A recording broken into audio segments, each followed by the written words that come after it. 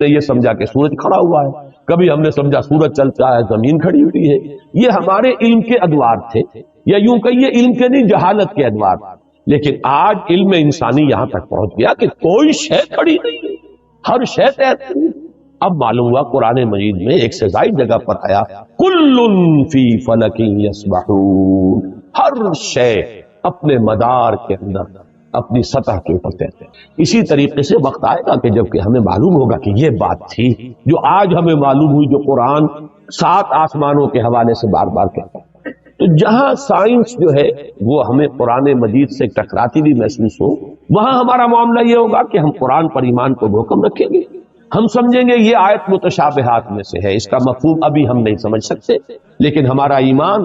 آمنا بہ کل من عند ربنا، یہ پورا قرآن متشابہات ہو یا محکمات ہو ہمارے رب کی طرف سے ہے، ہم سب پر ایمان رکھتے ہیں. اور لیکن جہاں جہاں وہ تطبیق ہوتی چلی جا رہی ہے، انسانی علم نے جو بھی آگے ایڈوانس کیا ہے، آگے بڑھا ہے علم، اور واقعہ یہ ہے کہ آدمی کو چکر آتا ہے. کروڑوں میل کا سفر کر کے آپ کا ایک راکٹ جا رہا ہے اور سیکنڈوں کا فرق بھی نہیں پڑتا. کتنی راتیں گزر گئیں، کتنے سال گزر گئے، 11 سال کے اندر وہ پہنچا تھا وہاں. جو وہ آخری ہمارا اس جو کنبہ ہے سورج کا، اس کا جو سب سے آؤٹ موسٹ جو ہے اس تک پہنچا 11 برس میں. سن 77 کا چلا ہوا، سن 88 میں پہنچا.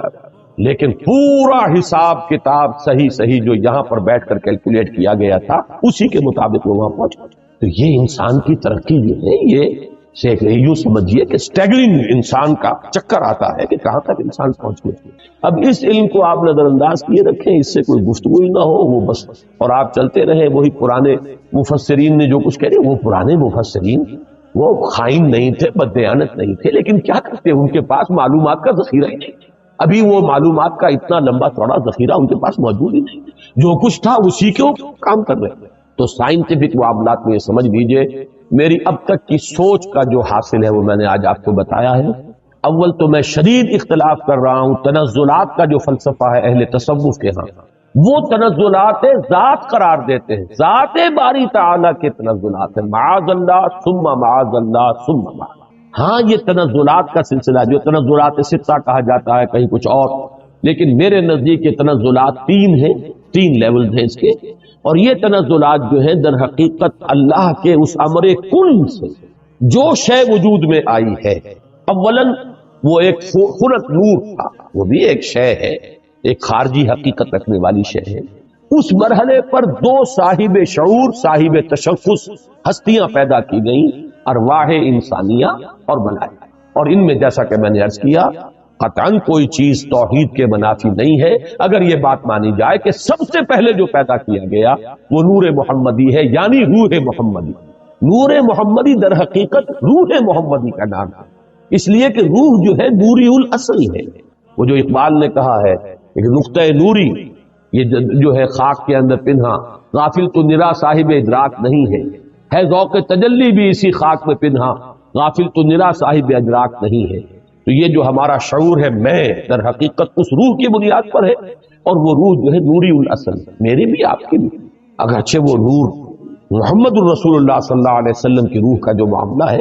ہم ویسے اگر کہیں گے تو کہاں ہم اور کہاں وہ، زمین و آسمان کا فرق ہے. ہمارا وہ نور جو ہے ہمارے نفس کی ظلمانیت کے اندر گم ہو گیا،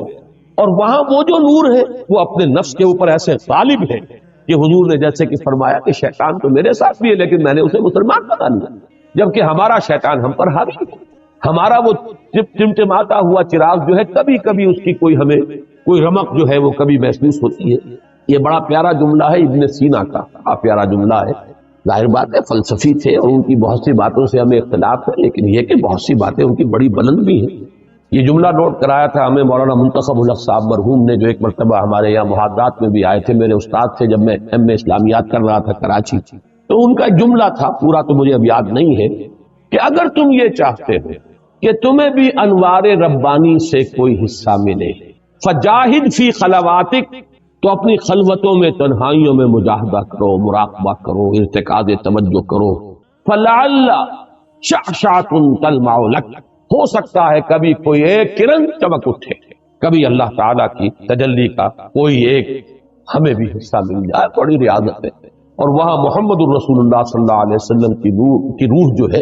وہ ہر وقت متجلی ہے انوار الہیہ کے ساتھ، یہ دوسری بات ہے۔ لیکن اپنی اصل کے اعتبار سے تمام انسان کی ارواح جو ہے نوری نسل ہے، اسی نور سے پیدا ہوئی ہے، لیکن سب سے پہلے نور محمدی یا روح محمدی صلی اللہ علیہ وسلم کو پیدا کیا گیا، ساتھ ہی ملائکہ ہے۔ پھر یہ تنزل کا دوسرا مرحلہ آ رہا ہے، اب خلق نور میں بڑے بڑے ایکسپلوژن کے ذریعے سے، اور غالباً بگ بینگ جو ہے وہ جو بھی کچھ دیکھا ہے،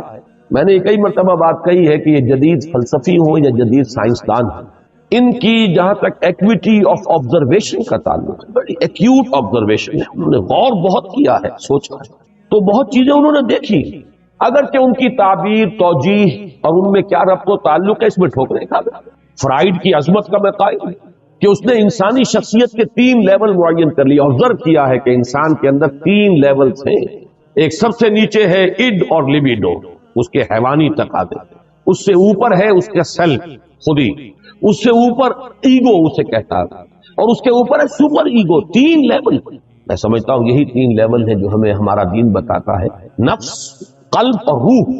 البتہ یہ کہ اس کی تعبیر کچھ اور ہے، وہ سپر ایگو کو سمجھتا ہے کہ وہ معاشرے کے زیر اثر کچھ نارمز ہوتے ہیں، کچھ اثرات ہوتے ہیں جو انسان کو ہانٹ کرتے رہتے ہیں، یہ نہ کرو، یہ نہ کرو، یہ کرو، یہ چیز جو ہے اس کے اوپر سپر ایگو جو ہے اس کی ایگو کے اوپر مسلط رہتی ہے، اسے پریشان کیے رہتی ہے۔ ہمارے نزدیک وہ روح ہے در حقیقت، جس کے اندر ایک جو ارج ہے وہ اللہ کی طرف توجہ کی ارج ہے، اللہ کا قرب حاصل کرنے کی ارج ہے، وہ انسان کو اوپر اٹھانا چاہتی ہے۔ یہ نفس امارہ جو ہے حیوانی وجود، یہ انسان کو نیچے کھینچ رہا ہے، پستی کی طرف لے جانا چاہتا ہے، پست خواہشات اور زمینی تمناؤں اور آرزوؤں کے اندر گرفتار رکھتا ہے۔ درمیان میں وہ قلب ہے، اگر اس قلب کے اوپر یہ اڈ یا لیبیڈو جو ہے یہ غالب آ جائے تو انسان نرا حیوان بن کر رہ گیا، اس کا انسان مر گیا۔ اگر روح غالب ہو گئی تو کیا کہنے ہیں، پھر یہ ہے وہ شے جو مطلوب ہے، روح غالب رہے تو گویا کہ اب روح مرکب ہے اور یہ نفس جو ہے یہ گھوڑے کے مانند ہے جس پر سواری کرتا۔ یہ میں نے عظمت سوم میں بھی یہ سارے مضامین بیان کیے ہیں، حقیقت انسان میں بھی۔ بہرحال یہ ہے جنات کے بارے میں جو میرا تصور ہے، اور چونکہ ان میں روح نہیں ہے، میں جو بات عرض کر رہا تھا وہ رہ گئی تھی، پھر دوبارہ یاد آ گئی۔ میں نے جو 3 لیولز معین کیے، ان میں سے پہلا لیول جو ہے نور، ملائکہ، ارواح، یہ عالم امر ہے، اور 2 لیول نار والا، ناری کروں کا، اور یہ خاک اور زمین کا، اور زمینی حیوانات اور زمینی نباتات، اور انہی میں سے ایک انسان، یہ عالم خلق۔ عالم امر میں ٹائم ایلیمنٹ ہے ہی نہیں، روح کو کوئی وقت درکار نہیں ہے، یہاں سے کروڑوں میل جانے کے لیے کوئی وقت درکار، نہ روح کو نہ فرشتے کو کوئی وقت درکار۔ یہ عالم امر ہے، اس کی شان یہ بیان ہوئی ہے، انما امرہ اذا اراد شیئا فانما یقول له کن فیکون، نو ٹائم ایلیمنٹ واٹس ایور۔ اور یہی عالم امر ہے جس میں کہ فرشتے اور روح انسانی کا ایسا ربط ہوتا ہے، فرشتہ وہی لاتا ہے تو روح ہے در حقیقت نبی کی اور رسول کی جو اسے ریسیو کرتی ہے۔ جیسے کہ آپ کو معلوم ہے کہ آپ کی فضا کے اندر اس وقت جو بھی ٹرانسمیشن ہو رہی ہے ریڈیو کی، ٹیلی ویژن کی، وہ تو فضا میں موجود ہے، آپ کے پاس بھی تو ایک آلہ ہونا چاہیے جو اسے کیچ کرے۔ آپ کے ریڈیو ہے، ریڈیو میں والوز لگے وہ اسے کیچ کر رہے ہیں، ٹیلی ویژن ہے اس میں وہ میکینزم ہے جو کیچ کر رہا ہے، فضا میں تو ہے۔ تو 2 چیزیں ملتی ہیں، تو ملائکہ کی طرف سے لائے جانے والے پیغامات، ان کو کیچ کرنے والا انسان میں جو حصہ ہے وہ روح ہے، وہ یہ انسان کے یہ جسمانی وجود نہیں ہے، یہ آنکھیں نہیں ہے، یہ کان نہیں ہے، بلکہ براہ راست قلب جو مسکن ہے روح کا، وہ ہے محبت وحی۔ فَإِنَّهُ نَزَّلَهُ عَلَىٰ قَلْبِكَ، اے نبی جبریل نے تو اس کو نازل کیا آپ کے قلب پر۔ یہ در حقیقت محبت وحی جو ہے وہ یہ کان نہیں، کان سے نہیں سنتے تھے حضور وحی کی آواز، وہ تو در حقیقت براہ راست بغیر آنکھوں یا کان یا حواس ظاہری کے، کوئی وساطت کے، براہ راست قلب کے اوپر نزول۔ اور یہی وہ شے ہے جو جنات میں نہیں ہے، لہذا جنات میں کوئی وحی نہیں، جنات میں کوئی نبوت و رسالت نہیں، جنات بھی انسانوں میں جو انبیاء اور رسول آتے رہے انہی کے تابع ہیں۔ اس معاملے میں جیسا کہ میں نے عرض کیا الحمدللہ کہ ہمارا جو ہے سلف سے متفقہ عقیدہ ہے، لیکن یہ کہ اس دور میں مولانا اصلاحی صاحب نے اس باب میں بھی جیسے فقہ کے معاملے میں رجم کے سلسلے میں بہت بڑی ٹھوکر کھائی ہے، اسی طریقے سے اس معاملے میں بھی بہت بڑی ٹھوکر کھائی ہے۔ اللہ تعالیٰ انہیں اپنی رائے پر نظر ثانی کرنے کی اور اس سے رجوع کرنے کی توفیق عطا فرمائے۔ اب یہ ہے وہ فلسفہ جنات کا۔ اس میں ایک بات کہ جو ان دونوں مقامات کے سمجھنے کے لیے اور اس سے پہلے بھی قرآن مجید میں بار بار یہ مضمون آیا ہے اس کے حوالے سے اور جان لیجئے، وحی یا احکام و اوامر خداوندی کا نزول فرشتوں کے ذریعے ہوتا ہے۔ فرشتوں کا جبکہ وہ فرشتے وحی کو لے کر نازل ہوتے ہیں یا احکام خداوندی کو، یہ جو جنات ہیں ان میں سے کچھ اوپر جا کر تلقی کر لیتے ہیں، کچھ شان گن لے لیتے ہیں، فرشتوں کی آپس کی گفتگو سن لیتے ہیں، اس سے جو حقائق اور واقعات انہیں معلوم ہوتے ہیں وہ اس دنیا میں آ کر جو کاہن قسم کے لوگ یا عامل قسم کے لوگ، کاہن قسم کے لوگ، کہانت کا جو بازار دنیا میں چلتا رہا اور کاروبار ہوتا رہا، وہ اس اعتبار سے ہوتا تھا۔ اور آج دنیا میں جو اسپرچوئلزم کے نام سے ہو رہا کہ یورپ کے اندر ایک بڑا فلسفہ ہے، بڑا فن ہے، وہ آپ کے والد کی روح کو بلوا لیں گے اور وہ والد کی روح آ کے کہے گی بھائی میں تمہارا والد ہوں، وہ یاد کرائے گی کہ میں دیکھو اس اعتبار سے پہچانو، میں اس واقعے کو، اس واقعے کو، ساری چیزیں وہ بیان کرے گا، اور لوگ سمجھتے ہیں کہ ہمارے والد کی یا والدہ کی یا دادا کی یا دادی کی روح ہم سے نکلا۔ یہی شیاطین ہیں در حقیقت کہ جو دھوکہ دے رہے ہیں اور گمراہ کر رہے ہیں انسانوں کو، اور یورپ کی اسپرچوئلزم کا بھی در حقیقت پورا میکینزم انہی جنات کے حوالے سے۔ فرشتے کبھی اس کاروبار میں ملوث نہیں ہو سکتے، وہ بہت مقدس ان کی ہستی ہے اور وہ اس طرح کے معاملات سے منزہ ہے، اعلیٰ اور عرفہ ہے، لیکن جنات کے اندر یہ سارا دھندا بند۔ یہ جو خبریں لینے کے لیے دور تک جاتے تھے اور سمائے دنیا تک ان کی رسائی ہے، یہ جو سب سے نیچے آسمان ہے اس تک، یہاں تک یہ پہنچ سکتے تھے۔ اب اس کی حقیقت ابھی ہم پر منتشر نہیں، میں بھی نہیں جانتا کہ اس سے مراد کیا ہے سمائے دنیا۔ آیا ہم نظام شمسی جہاں ختم ہوتا ہے اسے سمائے دنیا کہیں؟ ہو سکتا ہے ایک توجیہ ہے کہ ایک دنیا کا یہ جو سولر سسٹم ہے اس کا ایک حد آ جائے کہ سولر سسٹم کی، شاید وہ سمائے دنیا ہو۔ پھر یہ بے شمار سولر سسٹم جس ایک وہ جو سٹار میں نے کہا ایک ستارے کے گرد جو چکر لگا رہے، ہو سکتا ہے کہ اس کی جو وسعت ہے وہ دوسرا سما ہو، گیلیکسی جو ہے وہ تیسرا سما ہو، اس سے اوپر جو ہے کوئی اور وسعت، واللہ اعلم، اس میں کوئی توجیہ میں اس وقت نہیں کر سکتا، صرف ایک امکان پیش نظر ہے کہ شاید یہ سولر سسٹم کی جو حدیں ہیں وہ ممکن ہے کہ وہ سمائے دنیا ہو اور وہاں تک ان جنات کی رسائی ہو جائے، اور وہاں سے یہ خبریں لاتے ہیں، اس میں جھوٹی سچی اپنی طرف سے ملاتے ہیں، کچھ نہ کچھ پیش گوئیاں جو ہے وہ صحیح ہو جاتی ہے، کاہن نے کہا یہ ہوگا وہ ہو جاتا ہے، اس سے ان کا دھندا چلتا ہے، کاروبار چلتا ہے، اسی سے وہ لوگوں کو گمراہ کرتے ہیں۔ لیکن یہ بات اہم ہے قرآن کو سمجھنے کے لیے، اس کا بہت اہم تھیم ہے، جب بھی کبھی اللہ کسی نبی یا رسول کو مبعوث فرماتا تھا، کہہ رہا ہوں ہے نہیں، اس لیے کہ سلسلہ بند ہو چکا، میں ہمیشہ اب محتاط ہوتا ہوں کہ اس میں ہے کا لفظ ہی استعمال نہ کیا جائے، اس لیے کہ وہ دروازہ بند ہو چکا۔ جب بھی اللہ کسی نبی یا رسول کو مبعوث فرماتا تھا اور فرشتے وہی لے کر نازل ہوتے تھے، اس زمانے میں آسمانوں پر زبردست پہرے بٹھا دیے جاتے تھے سمائے دنیا کہ کوئی جنات اس کی شان گن نہ لے جائیں۔ اب آپ اس کا اندازہ کیجئے، اگر کہیں وہ لے اڑے وہاں سے اور آ کر اپنے کسی کاہن کو بتا دے کہ اب محمد پر یہ وحی آنے والی صلی اللہ علیہ وسلم، تو نتیجہ کیا نکلے گا؟ وہ پہلے سے بتائے گا کہ دیکھنا کل یہ بیان کریں گے محمد کی یہ وحی مجھ پر نازل ہوئی ہے، تو سارا کا سارا معاملہ چوک ہو جائے گا۔ پھر یہ کہ حضور صلی اللہ علیہ وسلم یا اس نبی یا رسول کی جو حیثیت ہے وہ ختم ہو جاتی ہے۔ لہذا نزول وحی کے دور میں بہت سخت پہرے بٹھائے جاتے تھے کہ یہ جنات جو ہے کہیں سے سان گن نہ لے لیں، بلکہ یہ کہ شہاب ثاقب مارے جاتے تھے ان پر اگر یہ قریب آتے تھے۔ یہ ہے جو قرآن مجید میں بہت جگہوں پر یہ فنومینن جو ہے اس کا ذکر ہے، اور اس سورہ مبارکہ میں بھی اس کا ذکر جو ہے بڑی تفصیل کے ساتھ آیا ہے۔ اس وقت جو ہے پہرے بٹھا دیے جاتے تھے، اور یہاں تک اس سورہ مبارکہ کے آخر میں تو آیا ہے کہ اللہ تعالیٰ جب بھی کسی رسول کو بھیجتا ہے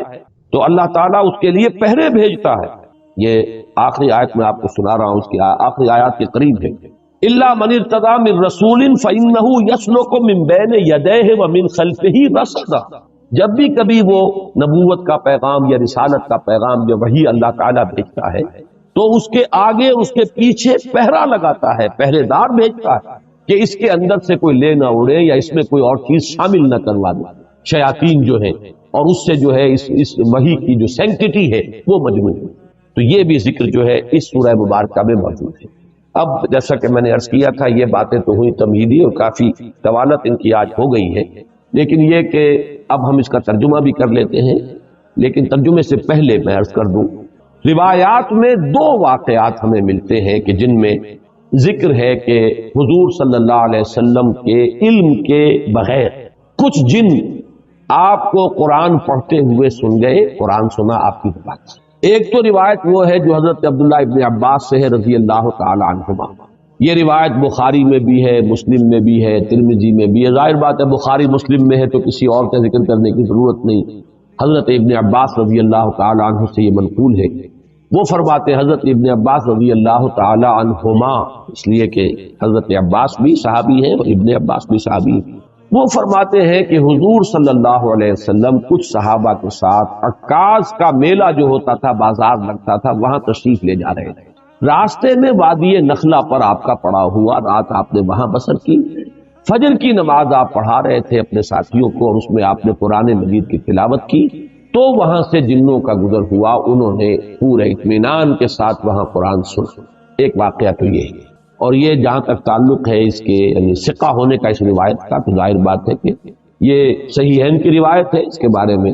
شک جو ہے وہ کی گنجائش نہیں ہے۔ دوسری روایت جس کو کہ زیادہ تفسیری روایات میں اور سیرت کی کتابوں میں زیادہ نقل کیا گیا ہے، وہ یہ ہے کہ حضور جب سن 10 نبوی میں طائف سے واپس آ رہے ہیں، جب مکے میں فیصلہ ہو گیا تھا ابو طالب کے انتقال کے بعد کہ اب محمد کو قتل کر دیا جائے صلی اللہ علیہ وسلم، تو حضور طائف گئے تھے، اور طائف میں آپ نے وہاں کے 3 سرداروں سے ملاقاتیں کی۔ بہرحال وہاں سے تو جواب جو ہے کوئی ان کو آپ کو پازیٹیو یا مثبت جواب نہیں ملا، واپس آ رہے تھے، اور سخت ترین دن آپ پر وہ گزرا وہ معلوم ہے، آپ شدید ترین مشقت اور مصیبت آپ جھیل کر واپس آ رہے تھے۔ تو واپسی پر اسی وادی نخلا میں قیام ہوا۔ یہ وادی نخلا طائف اور مکے کے تقریباً درمیان میں ایک وادی ہے۔ آج کل جو لوگ وہاں جاتے ہیں تو ان کے علم میں ہے کہ 2 راستے ہیں، طریق السیل ہے اور ایک طریق الجبل ہے۔ ایک پہاڑی راستہ بنا ہے، اب جو نئی سڑک بنی ہے اس میں بڑے ایچ پیچ ہیں، بہت سے اس کے اندر موڑ ہے، جیسے پہاڑ کا ہوتا ہے اچانک وہ چڑھائی چڑھتی ہے، تو وہ تو پہاڑی سڑک ہے، جیسے مری آپ جا رہے ہیں اچھی سڑک ہے۔ اور حضور اسی راستے سے گئے تھے طائف جاتے ہیں، اس لیے کہ وہ دشوار گزار راستہ تھا، اور آپ کیونکہ خفیہ جا رہے تھے، آپ کو اندیشہ تھا کہ اہل مکہ کو اگر معلوم ہو گیا تو پیچھا بھی کریں گے اور شاید قدر پہنچائیں، لہذا حضور حضرت زید ابن حارثہ رضی اللہ تعالیٰ عنہ کے ساتھ تھے، صرف 2 اور کوئی ساتھ، اور وہ پہاڑی راستہ آپ نے اختیار کیا تھا جو نہایت دشوار تھا۔ وہ آج بھی آپ جائیں اس طریقے جبل سے تو اندازہ ہوگا کہ جب یہ سڑک نہیں تھی تو یہ راستہ کتنا دشوار تھا۔ دوسرا راستہ طریق السیل کہلاتا ہے۔ وہ طریق السیل جو ہے وہ بہت ہی یوں سمجھیے کہ گریجولی وہ اس کی چڑھائی ہے یا اترائی ہے۔ مکے سے طائف کی طرف جائیں گے تو چڑھائی ہے، اور طائف سے مکے کی طرف آئیں گے تو اترائی ہے، اور یہ وہ راستہ ہے جہاں پتہ ہی نہیں چلتا کہ آپ نے کوئی چڑھائی چڑھی ہے، اس قدر وہ گریجول اس کی جو ہے وہ چڑھائی یا اترائی ہے کہ پتہ ہی نہیں چلتا۔ اس راستے میں وہ نخلا کا مقام آتا ہے، وہ وادی نخلا جس میں حضور کا قیام ہوا ہے۔ یہ دونوں حدیثیں اس پر متفق ہیں کہ جو طائف سے واپسی پر بھی اگر یہ واقعہ ہوا کہ فجر کی نماز میں آپ نے قرآن پڑھا اور جنوں نے سنا تو بھی وہ نخلا کا مقام ہے، اور اگر وہ آپ اس سے پہلے کہیں خود تبلیغ کے لیے جا رہے تھے صحابہ کے ساتھ اور اس میں عکاظ کے میلے میں، اس لیے کہ اس کا تو ہمیں روایات سے ثبوت ملتا ہے کہ چونکہ ایک بڑا میلہ لگتا تھا وہاں پر، بازار جیسے ہاٹ ہوتے ہیں ایسٹ پاکستان میں اور مختلف پنجاب میں دیہات میں بھی بازار لگتے ہیں، اور پٹھانوں کے علاقے میں بھی اس طرح کا وہاں ایک میلہ لگتا تھا، بازار بھی میلہ بھی۔ اس میں کچھ وہ بھی ہوتے تھے، شعر و شاعری کے مقابلے بھی ہوتے تھے، اس میں فنون کے مقابلے بھی، اس میں کشتیاں بھی، اس میں خرید و فروخت بھی، اس میں دلچسپی کا سامان بھی۔ تو حضور وہاں تبلیغ کے لیے گئے ہیں، اس موقع پر بھی جا رہے تھے، تب بھی یہ واقعہ جو ہے یہ وادی نخلا میں ہوا ہے۔ اس میں اب 2 روایات ملتی ہیں۔ سوالات اب یہ پیدا ہوتے ہیں کہ آیا یہ جو سورہ جن میں واقعہ بیان ہوا، سورہ احقاف میں بیان ہوا، آیا یہ 2 واقعے ہیں یا ایک ہے؟ بعض حضرات کی رائے یہ کہ ایک ہی واقعہ ہے جو 2 جگہ بیان ہوا، بعض حضرات کی رائے کہ نہیں یہ 2 واقعے بالکل علیحدہ ہے۔ میری رائے جو ہے جتنا بھی میں نے غور کیا ہے سمجھا ہے اس دوسری رائے کے ساتھ ہے یہ 2 علیحدہ واقعہ۔ نمبر 2 کہ پہلا واقعہ جو ہے وہ یہ ہے جو اب ہم پڑھ رہے ہیں سورہ جن، اس کا میرا اندازہ ہے کہ یہ سن 4، 5 یا 6 نبوی اس میں ہوا۔ یہ دور وہ تھا جب کہ حضور پر نہایت شدت کے ساتھ سختی ہو رہی تھی، صحابہ پر تو جو کچھ ہو رہا تھا وہ ہو رہا تھا، حضرت بلال پر، حضور پر بھی وہ جو نقشہ سورہ معارج کے اندر بھی آیا ہے، فَمَا لِلَّذِينَ كَفَرُوا قِبَلَكَ مُهْطِعِينَ عَنِ الْيَمِينِ وَعَنِ الشِّمَالِ عِزِينَ، اس کا جو میں نے آپ کو پوری تفصیل بیان کی تھی کہ وہ جھپٹتے تھے جیسے کہ ہلاک کر دیں گے، مار دیں گے، ٹکا بوٹی کر دیں گے، اور حضرت ابو بکر ایک موقع پر آڑے آئے ہیں تو پھر انہیں مارا ہے، انہیں اتنا مارا ہے کہ وہ یہ سمجھ کر چھوڑا ہے کہ یہ اب فوت ہو چکے۔ اس قسم کا واقعہ جو ہے اس سورہ مبارکہ میں بھی آتا ہے کہ ان لوگوں کا حال یہ ہے وَأَنَّهُ لَمَّا قَامَ عَبْدُ اللَّهِ يَدْعُوهُ قَعَدُوا يَكُونُونَ عَلَيْهِ لِبَدًا، حال یہ ہو گیا ہے کہ جب اللہ کا ایک بندہ کھڑا ہوتا ہے اللہ کو پکارنے کے لیے، اللہ سے مناجات کرنے کے لیے، نماز پڑھنے کے لیے، تو ایسا ہوتا ہے، محسوس ہوتا ہے کہ یہ پل پڑیں گے اس کے اوپر، جم غفیر ہجوم کر کے جو ہے اس کے اوپر حملہ کریں گے۔ تو یہ سورہ معارج کی آیات اور سورہ جن کی یہ آیت جو ہے یہ ایک دوسرے سے بہت مشابہ ہے، اور یہ صورتحال میں تفصیل سے سورہ معارج میں عرض کر چکا ہوں کہ یہ ہے سن 4 سے سن 6 7 نبوی، ابھی ہجرت نہیں ہوئی ہے، یہ آغاز وحی سے جو سن شمار ہوتے ہیں یہ اس دور کا واقعہ ہے۔ جبکہ وہ واقعہ جو ہے دوسرا اس کا ذکر سورہ احقاف، وہ سن 10 نبوی کا واقعہ ہے، وہ تو اس کے بارے میں شک ہو ہی نہیں سکتا کہ وہ سفر طائف جو ہے وہ سن 10 نبوی میں۔ دوسرا آپ یہ دیکھیں گے کہ اس واقعے میں جو جن تھے وہ جن یا تو مشرک تھے یا عیسائی تھے۔ اس واقعے میں جو جن تھے وہ حضرت موسیٰ اور تورات کے ماننے والے، یہ دونوں جو ہے اب ترجمہ کریں گے تو یہ چیزیں واضح ہو جائیں گی۔ اب آئیے ترجمہ کیجئے تیزی کے ساتھ۔ قل اوحی الیہ، اے نبی کہہ دیجئے کہ میری جانب وحی کی گئی ہے، انہ استمع نفر من الجن، کہ سنا توجہ کے ساتھ جنوں کی ایک جماعت نے، فقالوا، تو انہوں نے کہا، اب یہ صرف تذکرہ اتنا کیا واقعے کا، اب ساری گفتگو ان کی نقل ہے۔ انہوں نے قرآن سنا، اب جا کر اپنے جن اپنے قوم کے لوگوں سے جو کہا، اب وہ تقریر ساری ان کی۔ یہ بھی ہو سکتا ہے کہ یہ ایک ہی مسلسل تقریر ہو، یہ بھی ہو سکتا ہے کہ مختلف مواقع پر انہوں نے جو باتیں کہی ہو ان میں سے جو چیدہ نمائندہ جملے ہیں ان کو یہاں پر جمع کر دیا گیا۔ بلکہ یہ دوسری بات مجھے اسلوب سے زیادہ مقاربت رکھنے والی اور اس سے زیادہ قریب معلوم ہوتی۔ فقالوا انا سمعنا قرآنا عجبا، تو انہوں نے کہا کہ ہم نے سنا ایک قرآن بہت عجیب، اور عجیب سے مراد ہے بہت دل کو لبھانے والا، بہت عمدہ، بہت پسندیدہ۔ یہدی الی الرشد، وہ رہنمائی کرتا ہے اس شے کی طرف کہ جو کامیابی اور فوز اور فلاح کی طرف لے جانے والی۔ فآمنا بہ، تو ہم تو اس پر ایمان لے آئے، ہم نے اس کی تصدیق کی۔ ولن نشرک بربنا احدا، اور ہم ہرگز اب شریک نہیں کریں گے اپنے رب کے ساتھ کسی بھی شے کو، کسی بھی ہستی کو۔ معلوم ہوا کہ یہ شرک مشرک تھے پہلے، اور مشرک دو ہی طرح کے تھے، یا مشرک وہ یا مشرکین وہ عیسائی تھے جنہوں نے حضرت مسیح کو خدا کا بیٹا کہا۔ یہ بھی آگے آ جائے گا۔ اس کی شرح کر رہے ہیں کہ اب ہم شرک نہیں کریں گے، ہم تائب ہو گئے ہیں۔ وَأَنَّهُ تَعَالَى جَدُّ رَبِّنَا، اور ہمیں تو یہ بات معلوم ہوئی، ہم پر یہ حقیقت منکشف ہو گئی کہ ہمارے رب کی شان تو بہت بلند ہے، بہت اعلیٰ ہے، بہت اعلیٰ۔ مَتَّخَذَ صَاحِبَةً وَلَا وَلَدًا، اس نے نہ کسی کو اپنی جورو بنایا نہ کسی کو بیٹا بنایا۔ وَأَنَّهُ كَانَ يَقُولُ سَفِيهُنَا عَلَى اللَّهِ شَطَطًا، اور ہمارا بے وقوف یا ہمارے بے وقوف جو کچھ اللہ کی طرف منسوب کر رہے تھے وہ تو بڑی غلط بات، بڑی گستاخی کی بات، بڑی ہی گمراہ کن باتیں تھیں جو وہ کہہ رہے تھے۔ وَأَنَّا ظَنَنَّا، اور ہم یہ سمجھتے رہے، اس گمان میں رہے، اس حسن ظن میں مبتلا رہے، أَلَّن تَقُولَ الْإِنسُ وَالْجِنُّ عَلَى اللَّهِ كَذِبًا، کہ جن اور انسان اللہ کی طرف تو کوئی غلط جھوٹ منسوب نہیں کریں گے۔ ایسی کون ایسا شامت کا مارا ہوگا جو اللہ تعالیٰ کی طرف غلط بات منسوب کرے؟ لیکن ہمیں معلوم ہوا کہ ہمارے یہ لوگ، ہمارے یہ لیڈر کہہ لیں، جو بھی کہیں، یہ ہمیں بہت غلط پٹیاں پڑھاتے ہیں۔ ہم اس گمان میں رہے، انا ظننا لن تقول الانس والجن علی اللہ کذبا، اللہ کی طرف غلط بات۔ وانه کان رجال من الانس یعوذون برجال من الجن، اور یہ کہ انسانوں کے بہت سے مرد پناہ طلب کیا کرتے تھے جنوں میں سے بہت سے مردوں کی، جنوں میں سے بہت سے افراد کی، تو اس سے ان کی سرکشی میں اور اضافہ ہو گیا۔ یہ میں بعد میں تفصیل سے کروں گا، بلکہ یہاں تھوڑی سی وضاحت ہو ہی جائے کیونکہ جنات کے بارے میں بیان کر چکا ہوں۔ عرب میں ایک رواج یہ تھا کہ وہ یہ سمجھتے تھے کہ ہر وادی کا ایک جن ہوتا ہے جو اس کا مالک ہوتا ہے، رب ہوتا ہے۔ رب کے اصل معنی مالک کے،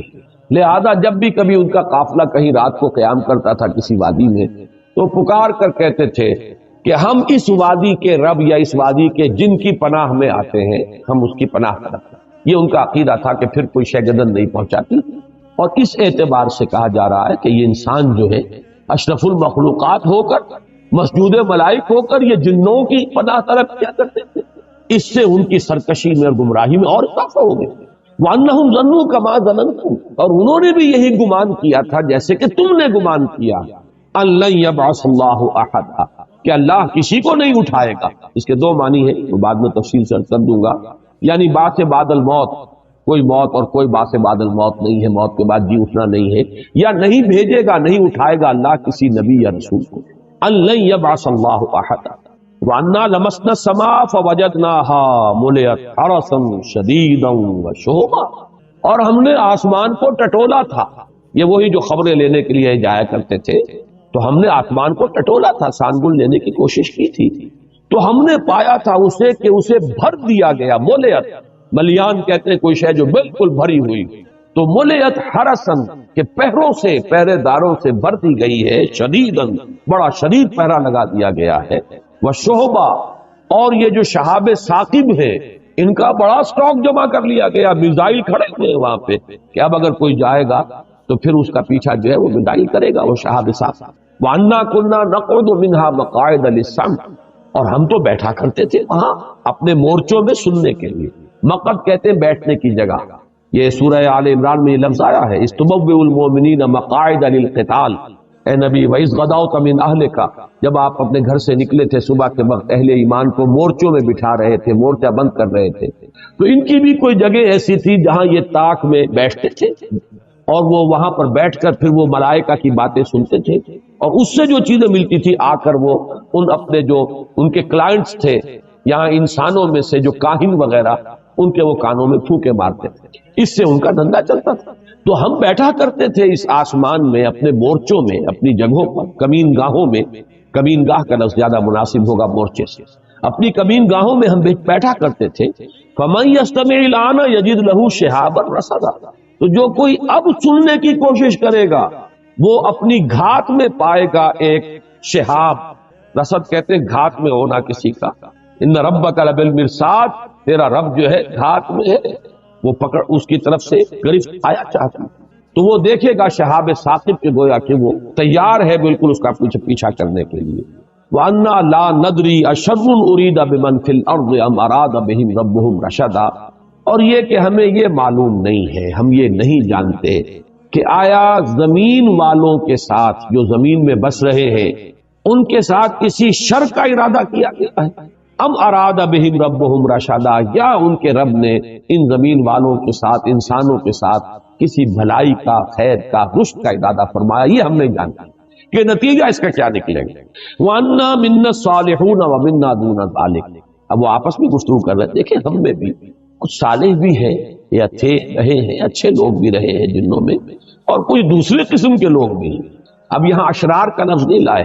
یہ ہے حکمت تبلیغ، دون ذالک، کچھ اچھے لوگ بھی ہیں، شریف بھی ہیں، لیکن کچھ دوسری قسم کے بھی ہیں، اس سے کمتر لوگ بھی ہیں۔ کننا طرائق قددا، ہم تو بہت سے طریقوں میں بٹے ہوئے تھے، بہت سے فرقوں میں تقسیم ہو گئے تھے، طرح طرح کا ہر ایک کا اپنا، کل حزب بما لدیہم فرحون، ہم نے بھی اپنے مشرب اور مسلک بنا لیے تھے۔ وَأَنَّا ظَنَنَّا، اور ہم نے یہ بات اچھی طرح جان لی، پورا یقین ہمیں ہو گیا، لن نعجز اللہ فی الارض، کہ ہم اللہ کو نہ تو زمین کے اندر ہرا سکیں گے، عاجز کر سکیں گے، یعنی اللہ کی پکڑ سے اپنے آپ کو بچا سکیں، ولن نعجزہ حربا، نہ ہی کہیں بھاگ کر کائنات کے اندر جو ہے کہیں ہمارے لیے چھپنے کی جگہ۔ وَأَنَّا لَمَّا سَمِعْنَا الْهُدَىٰ آمَنَّا، اور ہم نے تو بھائی جب یہ ہدایت والی بات سنی ہے، یہ رہنمائی ہم نے سنی ہے، ہم تو ایمان لے آئے۔ فَمَن يُؤْمِن بِرَبِّهِ فَلَا يَخَافُ بَخْسًا وَلَا رَهَقًا، تو جو کوئی بھی اپنے رب پر ایمان لائے گا اسے کوئی خوف نہیں ہوگا، کوئی اندیشہ نہیں اسے کرنا چاہیے، نہ اس کا کہ اس پہ کوئی کمی کی جائے گی اور نہ اس کا کہ اس پر کوئی زیادتی کی جائے گی۔ لا يخاف بخسا ولا رهقا وَأَنَّا مِنَّا الْمُسْلِمُونَ وَمِنَّا الْقَاسِطُونَ۔ اب ذرا بات کو کھولا اور دیکھو، ہم میں سے مسلم بھی ہیں، فرما بردار بھی ہیں، اور قاسطون بھی ہیں، نا انصاف بھی ہیں، زیادتیاں کرنے والے بھی ہیں۔ فمن اسلم، تو جو اسلام لایا، جس نے کہ اطاعت قبول کی، فاولئک تحروا رشدا، تو انہوں نے تو رشد اور ہدایت اور کامیابی اور سعادت جو ہے اس کو حاصل کر لیا، اندازہ کر کے اس کا پتہ چلا لیا۔ وَأَمَّا الْقَاسِطُونَ فَكَانُوا لِجَهَنَّمَ حَطَبًا، اور یہ بھی جان لو کہ جو ظالم ہیں، ظلم کرنے والے ہیں، زیادتی کرنے والے ہیں، تو وہ تو پھر جہنم کا ایندھن بن کر گئے۔ یہ ہے وہ 15 آیات یہ ہے ان کا کلام کہ جو انہوں نے اپنی قوم سے کیا ہے۔ اب ذرا آ جائیے، میں چاہتا ہوں کہ وہ بہت مختصر ہے دوسرا مقام جو ہے سورہ احقاف کا، اس میں صرف 4 آیتیں ہیں۔ وَإِذْ صَرَفْنَا إِلَيْكَ نَفَرًا مِنَ الْجِنِّ، اور اے نبی یاد کیجئے جب کہ ہم نے آپ کی طرف رخ پھیر دیا جنوں کی ایک جماعت، یہاں بھی لفظ نفر آیا، اس کی وضاحت میں بعد میں کروں گا۔ جنوں کی ایک جماعت، ایک گروہ کو آپ کی طرف پھیر دیا، آپ کی طرف رخ کیا۔ یستمعون القرآن، وہ پوری توجہ کے ساتھ قرآن سنتے رہے۔ فلما حضروہ، تو جب وہ وہاں موجود تھے، سن رہے تھے، قالوا انصتوا، انہوں نے ایک دوسرے سے کہا خاموش، پوری توجہ سے سنو۔ اب دیکھیں یہ وہی 2 الفاظ ہیں جو قرآن میں آئے، اذا قرئ القرآن فاستمعوا له وانصتوا، جب قرآن پڑھا جا رہا ہو تو پوری توجہ کے ساتھ کان لگا کر اسے سنو اور خود خاموش ہو۔ وہی انہوں نے آپس میں کہا تو چپ ہو جاؤ، خاموش ہو جاؤ، توجہ سے سنو۔ بہت اعلیٰ کوئی کلام ہے جو اس وقت یہ صاحب جو ہیں یہ پڑھ رہے ہیں۔ فلما حضروہ قالوا انصتوا، فلما قضی، جب وہ قرات پوری ہو گئی، ختم ہو گئی، فجر کی نماز تھی، حضور نے نماز ختم کر لی، ولوا الی قومہم، تو وہ اب چلے گئے پیٹھ موڑ کر اپنی قوم کی طرف، منذرین، انہیں بھی خبردار کرنے کے لیے۔ قالو، اور وہ خبردار کرنا کیا تھا؟ کہا انہوں نے یا قومنا، اے ہماری قوم، انا سمعنا کتابا انزل من بعد موسیٰ، ہم نے سنی ہے ایک کتاب جو نازل کی گئی ہے موسیٰ کے بعد، یعنی تورات کے بعد، مصدقا لما بین یدیہ، اور وہ تصدیق کرتے ہوئے آئی ہے اس کی کہ جو اس کے سامنے موجود ہے، یعنی تورات کی تصدیق کرتے ہوئے آئی ہے، تورات کی تکذیب نہیں کرتی، تصدیق کرتی۔ یہدی الی الحق، اور وہ تو حق کی طرف رہنمائی کر رہی ہے، صحیح راستہ دکھانے والی ہے، ہدایت جو ہے دینے والی ہے، وَإِلَىٰ طَرِيقٍ مُسْتَقِيمٍ، سیدھے راہ کی طرف رہنمائی فرمانے والی ہے۔ یا قومنا اجیبوا داعی اللہ، اے ہماری قوم لبیک کہو اللہ کی طرف بلانے والے کی پکار پر، لبیک کہو، لبکو، فوراً تصدیق کرو، فوراً ایمان لاؤ۔ یغفر لکم من ذنوبکم، اللہ تعالیٰ بخش دے گا تمہارے گناہوں میں سے، یہ بات سورہ نوح میں آ چکی ہے، من ذنوبکم، یعنی جو ایمان لانے سے پہلے کے گناہ ہیں وہ سب معاف ہوتا ہے، اس کے بعد کا معاملہ جو ہے وہ ایک نیا حساب کتاب وہ شروع ہوگا۔ وَيُجِرْكُم مِّنْ عَذَابٍ أَلِيمٍ، اور تمہیں چھٹکارا دے دے گا دردناک عذاب سے، اگر تم ایمان لاؤ گے اس کتاب پر اور اس داعی اللہ کی دعوت جو ہے اس کی پکار پر لبیک کہو گے۔ وَمَن لَا يُجِبْ دَاعِيَ اللَّهِ، اور جو کوئی اللہ کی طرف پکارنے والے کی پکار پر لبیک نہیں کہتا، فَلَيْسَ بِمُعْجِزٍ فِي الْأَرْضِ، تو وہ پھر اللہ کو عاجز کرنے والا نہیں ہے زمین میں، وَلَيْسَ لَهُ مِن دُونِهِ أَوْلِيَاء، اور نہیں ہے اس کے لیے اللہ کے سوا کوئی مددگار اور پشت پناہ، اولئک فی ضلال مبین، یقیناً وہ تو کھلی گمراہی کے۔ یہ 4 آیات ہیں سورہ احقاف کی، اور یہ 15 آیات ہیں سورہ جن کی۔ پھر ذہن میں تازہ کر لیجئے، پہلا سوال یہ ہے آیا یہ دونوں ایک ہی واقعے کی 2 تفصیلیں ہیں یا یہ 2 علیحدہ واقعے؟ میری رائے یہ ہے کہ یہ 2 علیحدہ واقعے۔ پہلا واقعہ زمانی اعتبار سے جو سن 4 سے سن 7 تک اس عرصے میں کہیں ہوا ہے، جبکہ فزیکل پرسیکیوشن اپنے پورے عروج کو پہنچ چکی تھی، اس وقت یہ واقعہ ہوا ہے۔ اور یہ واقعہ جیسے کہ روایت میں آیا ہے جو صحیح بخاری، صحیح مسلم وغیرہ میں موجود ہے، حضرت عبداللہ ابن عباس رضی اللہ تعالیٰ عنہما سے،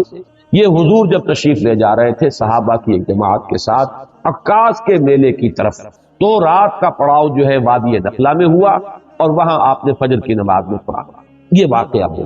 اس میں جو جن ہیں صاف اندازہ ہو جاتا ہے کہ انہیں کوئی خاص اندازہ نہیں تھا، صرف انہیں یہ پتا چلا تھا کہ آسمانوں پر پہرا لگ گیا ہے، کوئی خاص بات ضرور ہے، کہیں شاید کسی نبوت کا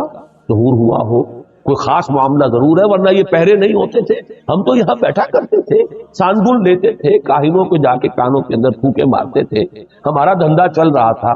یہ پہرے جو لگ گئے کوئی خاص واقعہ، اب وہ تلاش کے اندر نکلے ہوئے ہیں کہ اچانک ان کا گزر وہاں سے ہو گیا، ان پر پورا عقدہ کھل گیا اور انہوں نے پہچان لیا کہ یہ اللہ کے نبی ہے، اور یا تو وہ عیسائی تھے، حضرت عیسیٰ کے ماننے والے،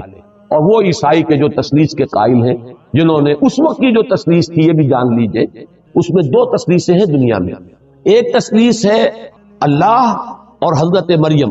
اور حضرت عیسیٰ، یہ تثلیث تھی ابتدائی تثلیث، اور ایک تثلیث ہے خدا اور روح القدس اور بیٹا یعنی حضرت مسیح، یہ 2 تثلیثیں ہیں ان کے ہاں۔ تو یہاں جو فرمایا گیا یہ وہ تسلیث ہے کہ جس کا انہوں نے کہا کہ ہم تو یہ سمجھ چکے کہ ہمارے رب کی شان اس سے بہت اعلیٰ اور ارفع ہے کہ وہ کسی کو جورو بنائے یا بیٹا بنائے. تو ہو سکتا ہے کہ وہ جو عقیدہ تسلیث جو تھی عیسائیت کی اس کے اوپر وہ تھے،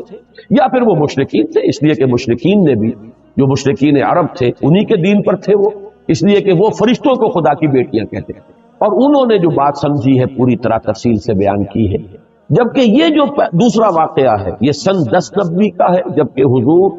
طائف سے واپس تشریف لے جا رہے تھے، طریق السیل سے جا رہے تھے، وادی نخلا میں آپ نے قیام فرمایا، وہی فجر کا وقت ہے اور وہاں وہ آئے ہیں، اور وہاں آپ کو بین السطور صاف نظر آ رہا کہ وہ جو جن تھے وہ کافی چیزوں سے واقف تھے، موسیٰ کے جاننے والے تھے، کتاب کے جاننے والے تھے، گویا کہ وہ اس اعتبار سے کوئی وہ زیادہ ناواقف لوگ نہیں تھے. البتہ اس گمان میں تھے کہ شاید اب یہ آخری کتاب تھی تورات کی، اور شاید آخری تھے نبی موسیٰ، اب ان کے بعد شاید کوئی اور نبی آنے والے نہیں تھے. لیکن چونکہ باقی سارا تصور ان کا مکمل، لہذا فوراً وہ ایمان لائے اور فوراً انہوں نے داعی کی حیثیت اختیار کر لی اور جا کر اپنی قوم کو جس قدر زوردار انداز کے اندر دعوت دی ہے. واقعہ یہ کہ انسانوں میں تو اس کی مثال اگر ملے گی تو ابو بکر صدیق کے سوا شاید کسی کی مثال نہ ملے کہ ایک مرتبہ کلام پاک سنا ہے حضور صلی اللہ علیہ وسلم سے، ایک مرتبہ، اور داعی کی حیثیت اختیار کر لی، اپنی قوم کے سامنے جا کر کھڑے ہو گئے ہیں کہ یا قومنا اجیبوا داعی اللہ، اے ہماری قوم کے لوگوں لبو لبیک کہو اس اللہ کی طرف پکارنے والے کی پکار پر، قبول کرو اس کو، تصدیق کرو اس کی، ایمان لاؤ اس پر. تو یہ جو معاملہ ہے یہ تو واقعتاً وہ صدیقین کے زمرے کے کوئی یہ جو ہے جنات ہیں، اور یہ بات اچھی طرح معلوم ہو گئی ان سے بھی کہ وہ اپنے کسی نبی کا ذکر نہیں کر رہے، اپنے ہاں کی کسی کتاب کا ذکر نہیں کر رہے، ورنہ تو اس کا ذکر کرتے کہ ہمارے ہاں جو کتاب ہے یا ہمارے ہاں جو نبی آئے ہیں یہ بھی وہی باتیں کر رہے ہیں کہ جو ہمارے ہاں کے نبیوں نے اور رسولوں نے کی ہیں. قطعاً نہیں. نام لے رہے ہیں تو حضرت موسیٰ کا، اگر ذکر کر رہے ہیں تو تورات کا. تو معلوم یہ ہوا کہ کوئی سلسلہ نبوت و رسالت جنات میں نہیں ہے، بلکہ رسالت اور نبوت کے اعتبار سے جنات بھی انسانوں ہی کے تابع ہیں. جو بھی رسول بھیجے گئے انسانوں میں اور نبی مبعوث کیے گئے ان کے مخاطب ہیں انس بھی اور جن بھی. اور یہ بات جو ہے بڑی تفصیل سے میں آپ کو بتا چکا ہوں. سورہ رحمان تو ہے ہی پوری کی پوری اس پر مسلسل تخاطب تسمیہ کے سیرے سے، فَبِأَيِّ آلَاءِ رَبِّكُمَا تُكَذِّبَانِ یا معاشر الجن والانس ان استطعتم ان تنفذوا من اقطار السماوات والارض لن فانفذوا لا تنفذون الا بالقوة. تسمیہ سنفرغ لكم ايها الثقلان، اے وہ دو بھاری مخلوقوں ہم ان قریب تمہارے لیے فارغ ہوا چاہتے ہیں. تو سورہ رحمان کو پڑھ کر بھی اگر وہ بات واضح نہیں ہوئی تو معلوم ہوتا ہے کہ ذہن کے اوپر کسی غلط فکر کا، غلط سوچ کا، غلط نظریے کا کوئی بہت ہی دبیز اور کوئی بہت ہی بھاری حجاب جو ہے وہ پڑ گیا ہے، ورنہ وہ حقیقت بالکل علم نشرہ ہوتی. اور سب سے بڑی بات یہ کہ امت کا اجماعی عقیدہ ہے، پوری امت کا 1400 برس کا، اس سے اصل میں ہٹ کر راہ نکالنا جو ہے در حقیقت وہی ہے کہ جو چیز انسان کے لیے جو اس کی گمراہی کا سب سے بڑا سبب بنتی. اب آئیے ذرا ایک ایک لفظ پر بھی ہم ذرا تھوڑا سا غور کریں. قل اوحی الیہ، یہ سب سے پہلے لفظ قل پر غور کیجئے. حضور کو یہ وحی کیوں کی گئی، کیوں کہا گیا کہ اس واقعے سے آپ اپنے ان لوگوں کو خبردار؟ یہ اس لیے کہ معلوم ہو جائے کہ جیسی سرکشی اے قریش تم کر رہے ہو، جن گمراہیوں میں تم مبتلا ہو، اسی قسم کے سرکش، اسی قسم کے گمراہی میں مبتلا جنات بھی تھے. لیکن دیکھو ان کے ایک گروہ نے اس کلام کو سنا ہے اور وہ ایمان لائے، انہوں نے تصدیق کی. تم اپنی بدبختی پر غور کرو ذرا کہ تم کہاں کھڑے ہو، تم سوچنے کے لیے تیار. میں جب آج سوچ رہا تھا اس پر مجھے سورہ انعام کی آیت نمبر 89 کی طرف میرا ذہن منتقل ہوا. فَإِن يَكْفُرْ بِهَا هَؤُلَاءِ فَقَدْ وَكَّلْنَا بِهَا قَوْمًا لَيْسُوا بِهَا بِكَافِرِينَ. اگر یہ لوگ ناقدری کر رہے ہیں اس قرآن کی، اس وحی کی، یہ حکمت جو انہیں سنائی جا رہی ہے قرآن کے ذریعے سے، اگر یہ قریش جو ہے ان کی ناقدری کر رہے ہیں تو اے نبی آپ پریشان نہ ہو، ہم نے اور قوموں کو تیار کیا ہوا ہے اس کام کے لیے کہ وہ اس کی ناقدری نہیں کریں، وہ اس کی قدر دانی کریں گے، اس کو حرز جان بنائیں گے، آگے بڑھ کر چومیں گے اس کو اور اس کو قبول کریں گے. لہذا گھبرائیے نہیں. ان یکفر بها هؤلاء فقد وکلنا بها قوما لیسوا بها بکافرین. اپنے قومیں ایسی ہیں جو فوراً تصدیق کریں گے. اب ان میں اشارہ انصار مدینہ کی طرف بھی ہو سکتا ہے اور دوسری اقوام کی طرف بھی ہو سکتا ہے، پھر ان میں اشارہ ان کی طرف بھی ہے، تو یہ بھی ایک مثال ہے۔ قل کہہ دیجئے ان سے، اوحی الیہ، یہ اوحی الیہ سے اشارہ ہو رہا ہے اس بات کی طرف کہ یہ بات حضور کو خود معلوم نہیں۔ یہ بات ذرا کھلے گی بعض حضرات کو، لیکن بات سمجھ لیجئے جو قرآن سے ہمیں قرآن کو فالو کرنا ہے، اوحی الیہ وہی کی گئی۔ جب آپ نخلا میں قرآن پڑھ رہے تھے آپ کو معلوم نہیں ہے، اگر ہوتا تو آپ اسی وقت اپنے صحابہ کو بتا دیتے، پھر کسی وحی کی ضرورت نہیں تھی۔ اس لیے اللہ تعالیٰ اپنے بندے کو چاہے رسول ہو، چاہے نبی ہو، چاہے ولی ہو، کوئی بھی ہو، جتنا علم دیتا ہے بس وہی علم اس کا ہے، جو علم نہیں دیتا وہ علم اس کو حاصل نہیں ہے۔ کل کا کل عطائی علم ہے، ذاتی علم کسی کا نہیں ہے ذرہ پر، اور یہ وہ شے ہے جس کو بریلوی مکتب فکر کے بھی محققین مانتے ہیں۔ میں نے یہ حقیقت و اقسام شرک میں تفصیل سے بحث کی۔ ان کے جو صاحب علم ہیں، ایک تو ہے عام واعظ، نعت گوئی کرتے کرتے وہ کہیں مؤذن تھے اور نعت گو ہوئے، اس کے بعد وہ خطیب بھی ہو گئے اور وہ بلکہ خطیبوں کے سردار ہو گئے۔ وہ جو بے پرکی ہانکتے ہیں جیسے شیعہ ذاکر ہانکتے ہیں، ہر سال نئے ڈرامے جو ہے تصنیف ہوتے ہیں کربلا کے واقعات کے، اور نئے ڈائیلاگز جو ہے سنائے جاتے ہیں، ان کی بات چھوڑ دیجیے۔ جو ان میں اہل تحقیق ہیں ان سے میں نے جب رابطہ قائم کیا،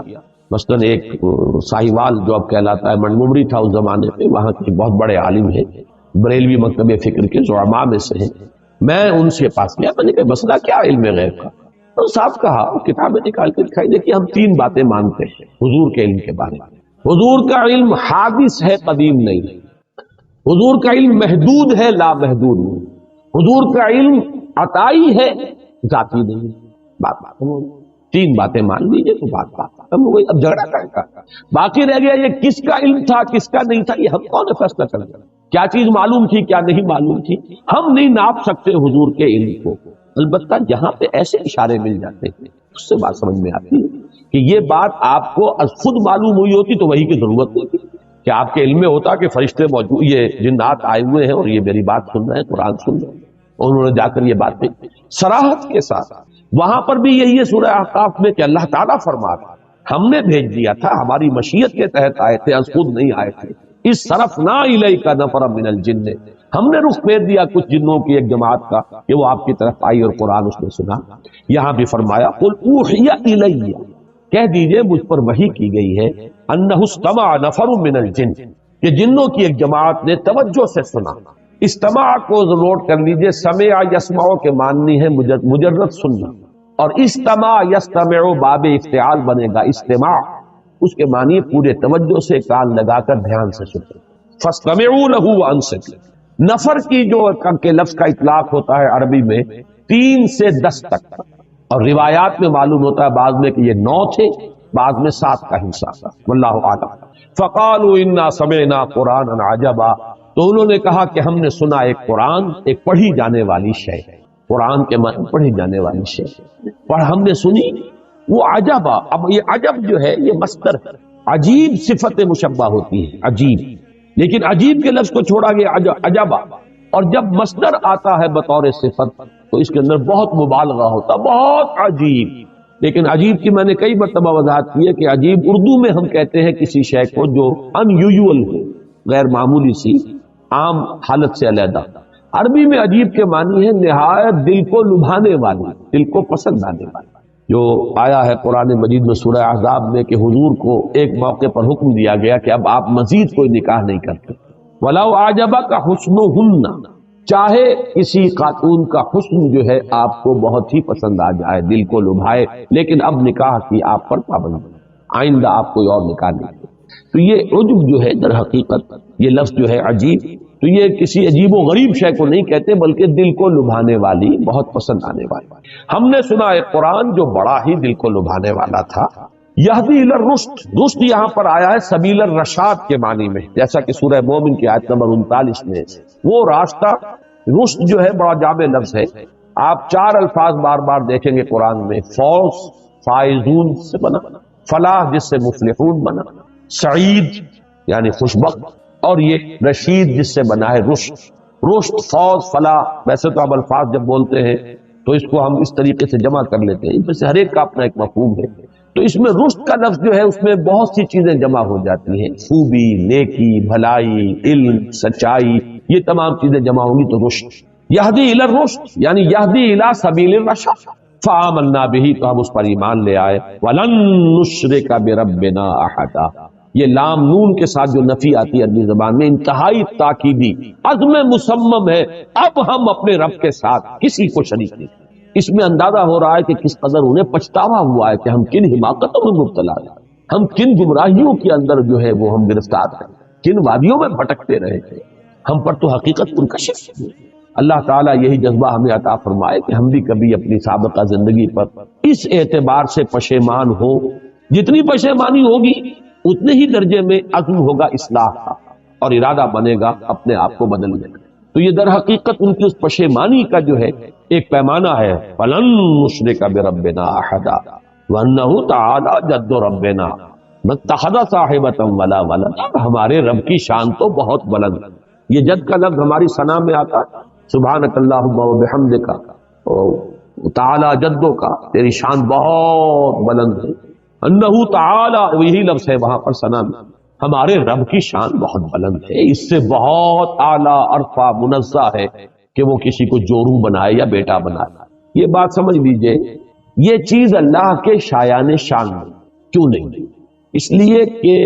یہ شرک کی بدترین صورت ہے۔ اقسام شرک میں اس کو تفصیل سے بیان کرتا ہوں، میرے کیسٹس بہت پھیلے بھی ہیں، عام جو ہے اور بہت پسند کیے گئے الحمدللہ، اس لیے کہ بدترین شرک شرک فی الذات بنتا ہے، باقی شرک فی الصفات ہے، شرک فی الحقوق ہے، شرک فی العبادت ہے، یہ شرک فی الذات ہے، سب سے زیادہ مکروہ شرک، اللہ کا سب سے زیادہ غضب اس پر بھڑکتا، جیسے کہ سورہ کہف کی آیات، وَيُنذِرَ الَّذِينَ قَالُوا اتَّخَذَ اللَّهُ وَلَدًا مَا لَهُم بِهِ مِنْ عِلْمٍ وَلَا لِآبَائِهِمْ كَبُرَتْ كَلِمَةً تَخْرُجُ مِنْ أَفْوَاهِهِمْ إِنْ يَقُولُونَ إِلَّا كَذِبًا فَلَعَلَّكَ بَاخِعٌ نَفْسَكَ عَلَىٰ آثَارِهِمْ إِن لَّمْ يُؤْمِنُوا بِهَٰذَا الْحَدِيثِ أَسَفًا۔ اس سے بھی کہیں زیادہ پرجلال انداز ہے وہ سورہ مریم ہے، وَقَالُوا اتَّخَذَ اللَّهُ وَلَدًا وَقَالُوا اتَّخَذَ الرَّحْمَٰنُ وَلَدًا لَقَدْ جِئْتُمْ شَيْئًا إِدًّا تَكَادُ السَّمَاوَاتُ يَتَفَطَّرْنَ مِنْ فَوْقِهِنَّ يتفطرن منه وتنشق الارض وتخر الجبال حتى ان دعوا للرحمن ولدا وما ينبغي للرحمن ان يتخذ ولدا، پہاڑ گر پڑنے کو ہے، زمین شق ہونے کو ہے، آسمان پھٹ پڑنے کو ہے، اس گستاخی پر کہ انہوں نے اللہ کے لیے کہا ہے کہ بیٹا اس نے بنا، اور اللہ کے شایان شان ہی نہیں کہ بیٹا بنائے، آخر کیا بنے گا؟ تجزیہ کیجئے، بیوی در حقیقت کسی کے نوع سے ہوتی ہے، لہذا بالکل برابر ہے، انسانوں میں نوع ایک ہے، مرد اور عورت نوع تو ایک ہے، جن سے دو ہیں لیکن باقی تو ہر اعتبار سے بعضکم من بعض، نوع تو ایک ہی ہے، جس کو آپ کہتے ہیں بایولوجی میں سپیشیز تو ایک ہے، سیکسز دو ہیں، تو ایک نوع ہوا، گویا کہ اگر کوئی جورو ہے کسی کی تو اسی کی نوع سے ہے، اور بیٹا ظاہر بات ہے کہ وہ تو در حقیقت وہ بھی اسی کی نوع میں سے ہے، بیٹا جو بھی ہوگا آخر گھوڑے کے ہاں جو پیدا ہوگا گھوڑا ہے، گدھے کے ہاں جو پیدا ہوگا گدھا، انسان کے ہاں جو پیدا ہوگا انسان، تو اللہ کے ہاں جو پیدا ہوگا وہ اللہ۔ یہ ہے در حقیقت شرک کی وہ بدترین صورت کہ ہر اعتبار سے اللہ کے ساتھ بالکل مساوی کر دینا والا معاملہ جو اس شرک میں آتا ہے کہ اس کے لیے کسی کو جورو یا اس کے لیے کسی کو بیٹا قرار دیا جائے، اولاد قرار دیا، وہ تو بالکل نوع ہی ایک ہو گئی، ایک درجہ ایک، سید زیادہ سید ہے، مغل زیادہ مغل ہے، راجپوت کا بیٹا راجپوت ہے، تو اللہ کا بیٹا تو مکمل صدا ہے، بالکل برابر کا ہے، کفو ہے، ہم پلہ ہے، مد مقاتل۔ تو یہ ہے در حقیقت انہ تعالی جد ربنا، ہمارے رب کی شان بہت بلند ہے، وہ اس سے بہت اعلیٰ اور عرفہ ہے۔ وَمَتَّخَذَ صَاحِبَةً وَلَا وَلَدًا وَأَنَّهُ كَانَ يَقُولُ سَفِيهٌ عَلَى اللَّهِ شَطَطًا، یہ سفیہ جو ہے یہ واحد کے لیے بھی آتا ہے اور جمع کے لیے، یہ بھی ہو سکتا ہے ان کا ہمارے ہاں کے بڑے بدھو اور بڑے یہ جو بنے پھرتے تھے ہمارے گرو گھنٹال، ہمارے لیڈر ہمیں بڑی غلط پٹیاں پڑھاتے رہے، اور انہوں نے ہمارے ان بے وقوفوں نے اللہ پر جو ہے بڑی غلط باتیں جو ہے جڑی ہیں اور غلط ان کے اللہ کی طرف منسوخ کیا کہ اللہ نے کسی کو بیٹا بنا لیا اور اللہ نے کسی کو جو ہے اپنا برابر کا درجہ دے دیا ہے۔